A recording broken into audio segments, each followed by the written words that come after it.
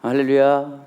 온라인으로 또한 오프라인으로 오직 주님 앞에 나와 예배드리는 우리 성도님들의 마음 가운데 하나님께서 흡족한 은혜를 부어주실 줄을 믿습니다. 오늘 성경의 아모스서는 이 소선지서 중에서 이 세 번째 책에 속합니다. 이 소선지서 중에 이 글을 남긴 선지자들 중에 연대로는 이 첫 번째로 속하는 선지서인데요. 이 잘 알고 있는 이 호세아 그리고 이사야, 이 미가 등의 다른 선지자들과 함께 이 8세기에 사역한 자들 중 한 명이 바로 이 아모스였습니다. 이 사회 이슈나 신문을 보면 이 현대의 이 정치상과 이 사회상을 들여다 볼 수 있듯이 이 8세기의 선지자들이 쓴 선지서들을 읽어보면 이 당시 정치상 또한 사회상을 등을 볼 수 있는데, 이 배경을 간략히 보면 이 아모스가 활동했던 시기는 유다 왕 우시아와 이 이스라엘의 왕 여로보암 2세 때 활동하던 시기에 이 선지자로서 부름 받았던 자였습니다. 이 두 왕의 통치 기간은 이 40년 이상이었다라고 하고요. 이 서로 간의 이 공정 관계를 유지해 이 상업 활동을 유지했으며, 또한 전쟁에서 승리와 이 영토 확장으로 이전에 없었던 이 부와 번영을 누렸던 황금의 시기였다라고 말합니다. 이 아모스서의 내용을 보아도 이 부와 또한 물질주의의 팽배함, 이 풍요로운 시대를 거치고 있었는데, 이 국제적으로는 이집트와 이 아수르가 이 외적으로 큰 힘을 쓰지 못하고 있었던 때라서 이 외세 위협이 없어서 비교적 평화로운 시기였다라고 말합니다. 아모스는 이러한 시기에 지진이 일어나기 전 2년에 이때 메시지를 받고 이제 하나님께서 맡겨주신 사역을 시작합니다. 이 아모스는 남유다 사람이지만 이 북이스라엘에 파송받은 선지자였으며 이 사회 정의를 외치는 하나님의 대변자였습니다. 아모스라는 이름은 이 무거운 짐을 진 자라는 뜻으로, 그는 이름을 이 반영하듯 혼자 북이스라엘에 대한 무거운 영적인 짐을 지고 이 고군분투했던 이 선지자였는데, 그 무거운 짐은 이스라엘 백성들의 타락된 모습이었습니다. 이에 대해 무섭게 예언되어지는 오늘의 말씀을 보는데, 그 하나님께서는 이스라엘 백성들의 절기와 이 예배를 받지 않겠다라는 이 무서운 말씀으로 오늘 말씀이 시작됩니다. 그것이 21절과 22절 말씀인데, 이 말씀을 함께 읽어보도록 하겠습니다. 21절과 22절 말씀 시작.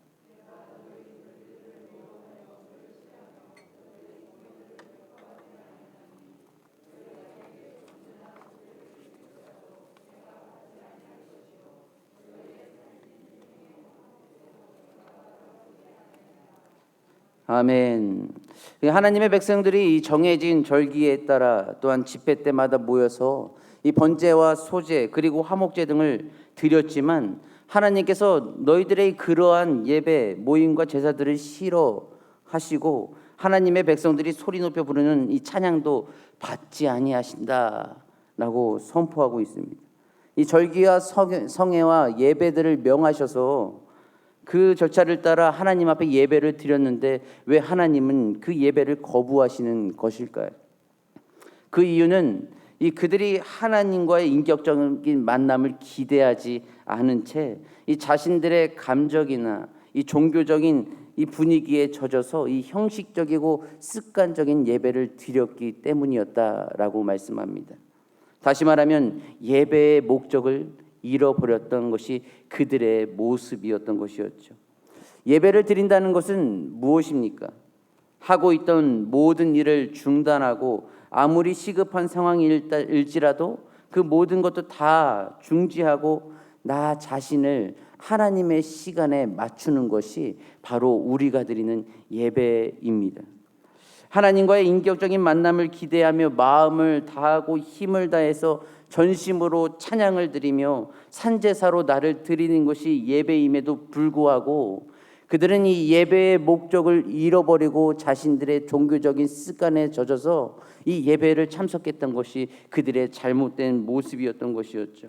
온전히 하나님께 모든 시간을 맞추고 모든 시각을 맞추고 주시는 말씀을 통해 늘 변화되고 결단해 나아가는 삶을 살아가야 되는 것이 이 참된 모습이 되었어야 되지만 그들은 이 습관적인 것에 젖어들어 하나님과의 만남을 기대하지 않았던 것이었습니다. 우리가 삶을 드리며 우리 또한 많은 예배를 드리고 있습니다. 새벽 예배, 또한 수요 예배, 또한 때로는 또한 금요 예배도 드리고요. 주일 예배도 드리며 삶을 살아가고 있습니다. 그 예배자로서의 가장 온전한 자세는 무엇이냐라고 물어보았을 때 이 예배를 통해서 우리는 가장 추구해야 될 것, 우리는 사람을 만나러 온 것이 아니라 하나님을 만나러 왔다라는 것입니다. 이 자리는 우리가 하나님의 마음을 만나는 자리입니다. 하나님께서 원하시는 뜻과 우리의 바라시는 그 계획을 기대하며 주시는 말씀을 통해 내가 어떻게 살아가야 할 것인가, 내가 주님께서 주시는 그 말씀을 통해 어떻게 이루어 가야 할 것인가라는 것을 확신하고 결단해 나아가는 것이 바로 이 자리인 것입니다. 이 매일에 드려지는 예배일지라도 우리가 가진 그 소망, 우리가 또한 하나님께 바라는 여러 가지가 있을지라도 우리가 더욱 간절히 해야 되는 것은 하나님께 최상의 예배를 드리는 것, 또한 그 예배를 통해 주시는 말씀을 통해 결단하고 이 세상에 나아가 그 꽃 가운데 그 빛과 소금의 역할을 감당해야 되는 것이 바로 우리가 되어야 될 줄을 믿습니다. 첫 번째는 이 하나님의 시간에 맞추는 것으로 볼 수 있다면, 두 번째는 예배를 통해 나 자신의 정체성을 찾는 것입니다. 우리의 정체성은 무엇입니까? 하나님의 자녀. 하나님의 자녀된 이 정체성으로서 우리는 삶을 살아가야 될진데 그 정체성을 우리에게 각인시켜주는 것이 바로 이 예배의 자리인 것입니다. 이스라엘 백성들은 예배를 드림으로써 그들이 하나님의 백성이며 그의 뜻을 따라 자녀로서의 정체성을 가지고 살아갔어야 했습니다. 악을 구하지 말고 선을 구하는 삶을 살아갔어야 했습니다. 그러나 그들은 하나님께 순종하지도 않았고 하나님의 자녀된 정체성을 잃어버린 채 하나님께서 선포하시는 말씀조차, 아모스 선지자를 통하여서 공포되어지는 그 예언조차도 듣지 않으려 했던 것이 이 이스라엘 백성들의 막혀있는 마음이었습니다. 정체성을 잃어버린 채 그들의 신앙과 사회생활이 일치하지 못함으로 인하여 이 이스라엘의 많은 곳곳 가운데 이 힘들고 가난한 자들의 편견으로, 또한 이 가난한 자들의 힘듦의 이 불평들이 그 나라마다 그 나라 가운데 소리가 높여진 것이 이 시기에 나타났던 것이었죠. 그들의 신앙과 사회생활이 일치하기를 바라셨던 것은 바로 하나님의 마음이었을 것입니다. 그러나 그 신앙생활과 사회생활이 일치하지 않음으로 인하여서 사회 전역에서 들려오는 소리들은 불의와 이 편견으로 인하여 가난하고 소외된 자들의 울부짖음과 탄식이었던 것이었죠. 하나님께서 이들의 행동을 보시고 또한 말씀하시기를 이 7절에서는 이렇게 말씀합니다.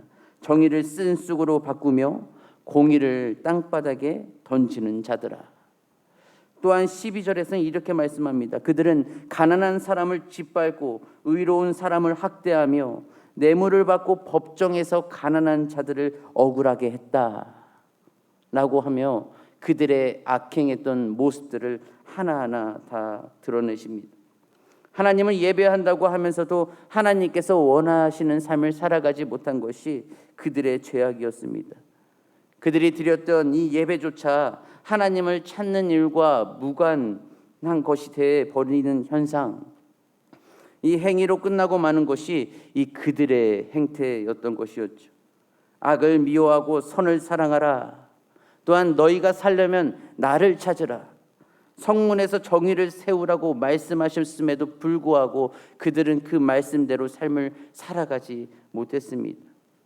그렇지만 우리는 오직 하나님의 말씀을 듣고 또한 그 정체성을 가지고 살아가기 위해서 반드시 해야 될 것은 오늘도 내일도 우리 주님을 찾아야 된다는 사실입니다.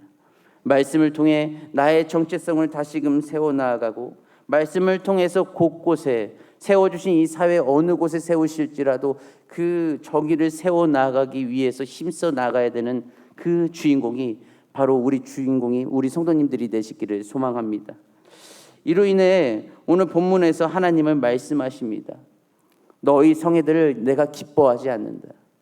그리고 너희들이 정성껏 준비한 번제와 소제마저도 나는 받지 않겠다라고 말씀하십니다.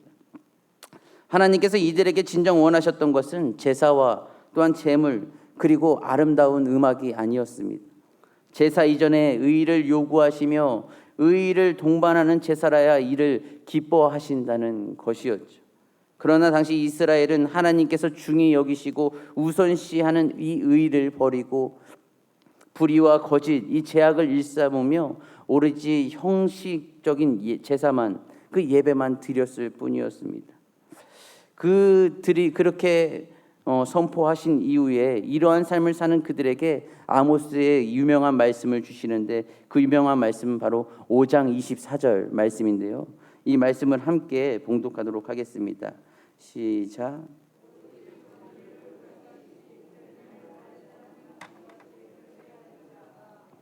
아멘. 하나님께서 바라시는 것은 형식을 갖춘 예배나 영웅적인 실천이 아니라 이 일상의 삶의 자리에서 공의와 정의를 실천하는 것이 하나님께서 기뻐하시는 일이었습니다.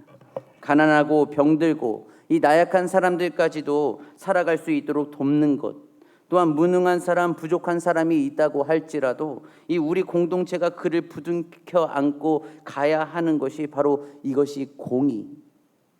이 공의가 마치 물같이 강같이 흐르기를 바라셨던 것이 하나님의 마음이었습니다. 왜냐하면 하나님께서 가장 기뻐하시는 것이 그 선한 공의와 정의를 통해 나타났기 때문이었습니다.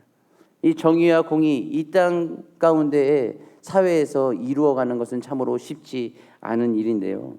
저는 어느 날 한번 전철을 타고 이렇게 다른 목적지를 향해서 갈 때가 있었는데 그곳에서 이제 힘들고 어려운 사람들을 많이 만나게 되잖아요. 그런데 제가 그때 앉아 있을 때 어떤 젊은 남성이 이 다리를 절면서 이 쪽지 하나를 많은 사람들에게 다 하나씩 전하더라고요. 근데 그 전하는 그 쪽지의 내용을 보니까 자신이 이 약자로서 이 열심히 공장을 소개받아 일을 하러 가서 열심히 몇 개월 일을 했는데 그에 대한 보수를 하나도 받지 못하고 쫓겨났다라고 이제 그 내용에 써 있더라고요. 그래서 마지막에는 그 자신의 계좌번호도 써놓고 자신을 좀 도와주면 너무나도 감사하겠습니다라는 이 내용이 있더라고요. 그런데 저는 그 내용을 보고선 당연히 도와줘야지라는 이제 마음이 들 줄 알았는데 이 다른 사람들이 말했던 내용들이 막 생각나더라고요. 저 사람들 이렇게 늘 돈을 모금하지만 뒤에 가면 막 건물이 2개씩 있고 막 건물이 3개씩 있고 이러한 다른 사람들이 말했던 것이 이 도와주려고 하는 마음들을 자꾸 막고 있더라고요. 그래서 그 마음속에서 그 사람들이 어떤지 잘 살고 있는지 못 살고 있는 것이 중요한 것이 아니라 그래도 하나님께서 원하시는 것은 그래도 도와줘야 되겠지라는 이 마음이 그래도 이 반대의 마음을 이겨서 제 지갑에서 한 30% 다는 못 줬고요. 30% 정도를 꺼내서 그 사람에게 이제 좀 주었습니다.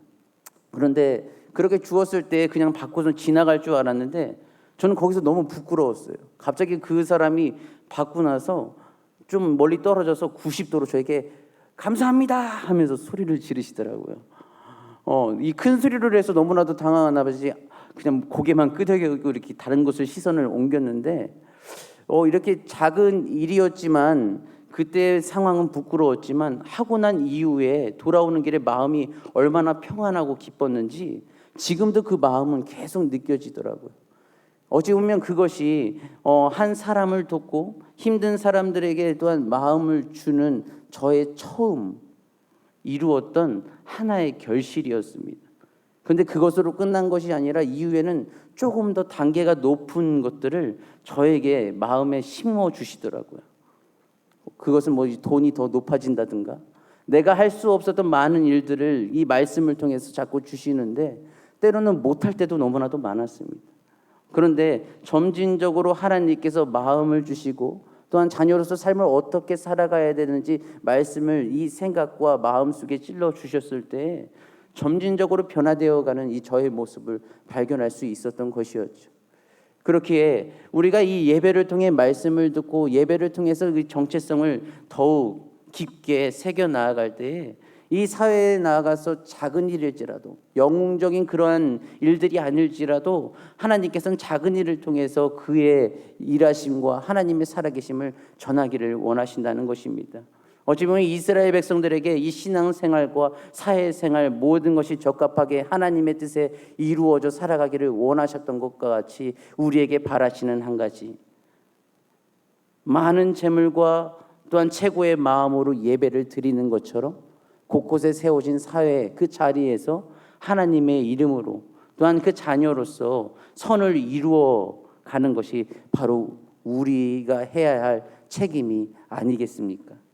많이 힘들고 어렵지만 하나님은 우리에게 많은 말씀을 주셨습니다. 잠언 21장 3절에서는 이렇게 말씀합니다. 공의와 정의를 행하는 것은 제사 드리는 것보다 여호와께서 기쁘게 여기시느니라.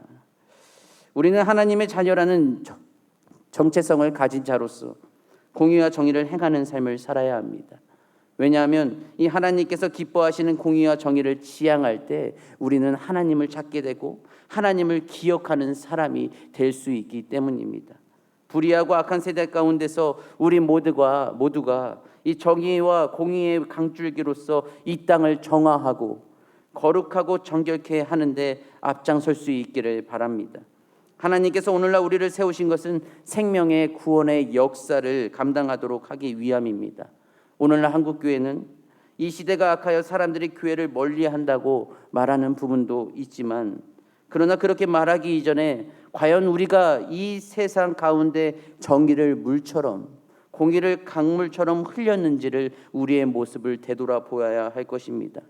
우리가 이러한 본분을 바르게 감당할 때에 이 죄의 권세 아래 신음하며 죽어가는 자들을 다시 살릴 수 있는 이 생명의 물을 공급할 수 있다는 것을 잊지 마시기를 바랍니다.